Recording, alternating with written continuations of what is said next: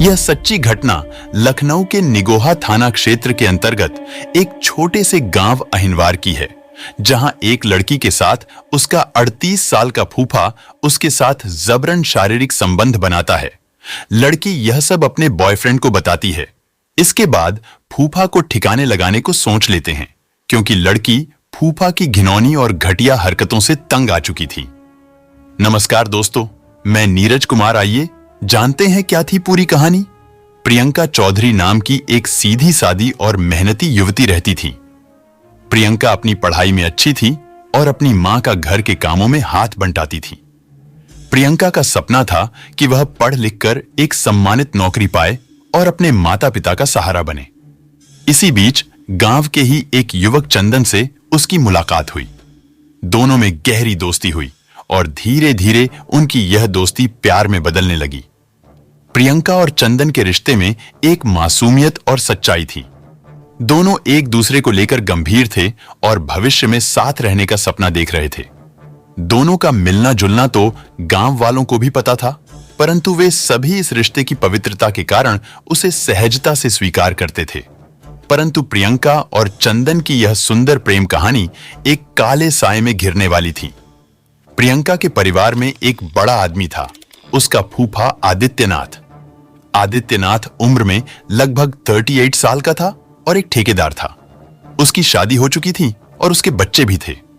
समाज में आदित्यनाथ का मान सम्मान था और लोग उसे इज्जत देते थे। लेकिन अंदर ही अंदर आदित्यनाथ का स्वभाव बेहद बुरा था। वह लालची, स्वार्थी और गिरी हुई मानसिकता का व्यक्ति था, जो अपनी वासनाओं और इच्छाओं के लिए किसी भी हद तक जा सकता था। एक दिन आदित्यनाथ ने प्रियंका को चंदन के साथ मोटरसाइकिल पर जाते देखा। प्रियंका का मासूम चेहरा और उसकी सुंदरता देखकर आदित्यनाथ के मन में बुरे विचार आने लगे। उसे लगा कि वह प्रियंका की मासूमियत का फायदा उठा सकता है। आदित्यनाथ के मन में एक घिनौनी योजना बननी शुरू हुई। उसने सोचा कि वह प्रियंका को डराकर, धमकाकर अपनी बुरी इच्छाओं की पूर्ति कर सकता है। कुछ दिन बाद आदित्यनाथ ने एक मौका देखकर प्रियंका को अकेले में बुलाया और उसे धमकाने लगा। उसने कहा, प्रियंका, मैंने तुम्हें चंदन के साथ देखा है। मुझे सब कुछ पता है कि तुम दोनों क्या कर रहे हो। अगर मैं चाहूं तो यह बात पूरे गांव में फैला सकता हूं और तुम्हारी इज्जत मिट्टी में मिला सकता हूं। लेकिन अगर तुम मेरी कुछ बातें मानोगी तो मैं किसी से कुछ नहीं कहूंगा। प्रियंका को आदित्यनाथ की बातें सुनकर गहरा धक्का लगा। वह आदित्यनाथ के इरादों को समझ नहीं पा रही थी और उसने उसकी बातें मजाक समझी। लेकिन जब आदित्यनाथ ने उसे धमकी भरे स्वर में बात दोहराई तो प्रियंका को उसकी घिनौनी सोच का अंदाजा हुआ। आदित्यनाथ ने अपनी बातों को और भी गंभीरता से कहा, अगर तुमने मेरी बात नहीं मानी तो मैं तुम्हारे घर वालों से सब कुछ कह दूंगा और तुम्हारी जिंदगी बर्बाद हो जाएगी। तुम्हारा प्रेम संबंध पूरे गांव में बदनाम कर दूंगा।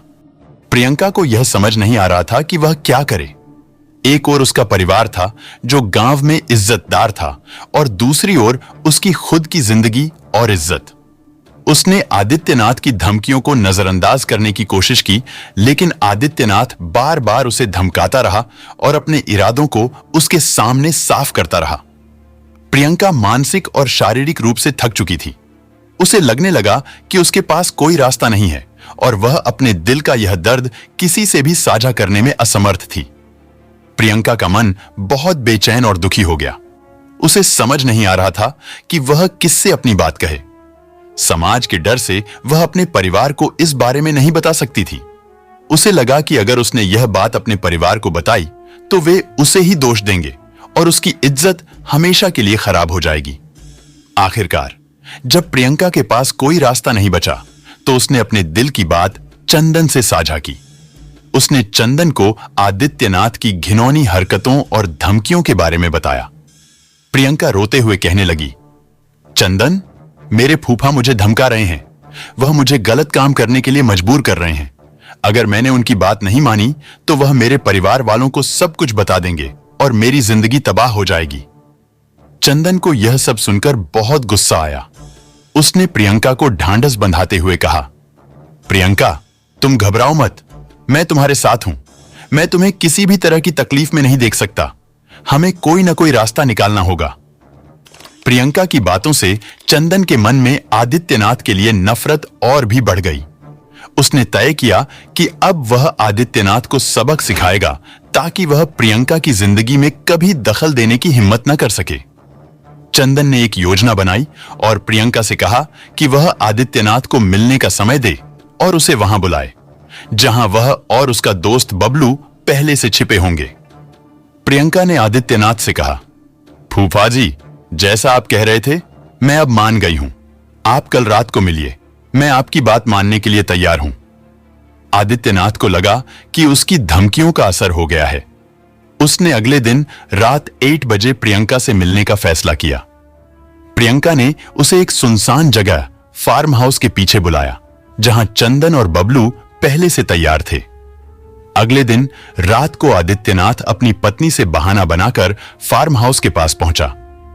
प्रियंका वहां पहले से उसका इंतजार कर रही थी। उसे देखकर आदित्यनाथ के चेहरे पर एक खौफनाक मुस्कान थी।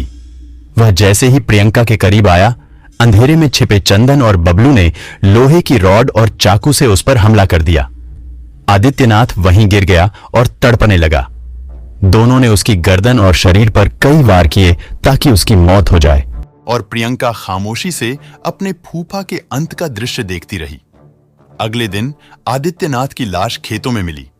पुलिस को सूचना मिली और मौके पर पहुंचकर उन्होंने जांच शुरू की। आदित्यनाथ का मोबाइल डाटा खंगालते हुए पुलिस को प्रियंका और चंदन के बारे में जानकारी मिली। पुलिस ने प्रियंका को गिरफ्तार किया और उससे सख्ती से पूछताछ की। प्रियंका ने सारी सच्चाई बता दी। उसने कहा, मेरे फूफा आदित्यनाथ ने मेरे ऊपर दबाव बनाया था। मैं अपनी इज्जत को बचाने के लिए इस रास्ते पर चल पड़ी। मैंने उसका कत्ल किया क्योंकि उसने मेरी जिंदगी नरक बना दी थी। यह कहानी एक बहुत बड़ी सीख देती है। समाज में ऐसे लोग हैं जो रिश्तों की गरिमा को भूल जाते हैं और अपनी गलत इच्छाओं के लिए किसी को भी नुकसान पहुंचाने के लिए तैयार हो जाते हैं। प्रियंका जैसी और भी कई लड़कियां हैं जो अपनी इज्जत बचाने के लिए इस तरह के मुश्किल हालातों का सामना करती हैं। अगर आप या आपके किसी परिचित के साथ ऐसी कोई घटना घट रही है तो डरे नहीं, अपनी बात अपने परिवार या किसी जिम्मेदार व्यक्ति से साझा करें। गलत कदम उठाने के बजाय कानून और समाज से मदद लें। प्रियंका की कहानी हमें यह सीख देती है कि समाज में हमें अपनी आवाज उठानी चाहिए ताकि कोई भी घिनौना व्यक्ति ऐसी हरकत करने की हिम्मत न जुटा सके। अगर आपको हमारी यह कहानी पसंद आई हो और ऐसे ही सच्चे अपराधों की कहानियां सुनने में रुचि हो तो हमारे चैनल को सब्सक्राइब करें। आपकी एक सब्सक्रिप्शन हमें और बेहतर कहानियां लाने की प्रेरणा देती है। अपने दोस्तों के साथ भी इस वीडियो को शेयर करें ताकि समाज में जागरूकता बढ़े। धन्यवाद।